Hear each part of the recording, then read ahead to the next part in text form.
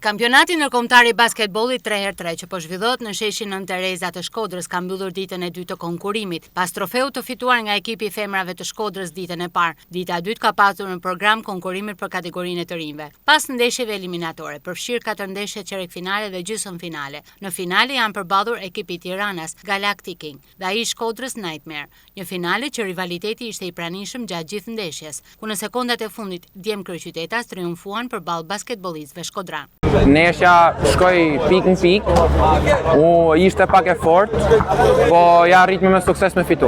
Jo shumë se edhe 10 fitova, në vitin e kalum, e kam bë 2 vite rjesht.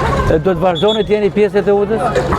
Nuk e di, se nuk është se e kam me qef me t'ju në Shqipëri, se është duke fillu duke u bë niveli më i ulët. Kampionati ndërkombëtar i basketbollit 3x3 vazhdon konkurimin e kategorisë për të rritur.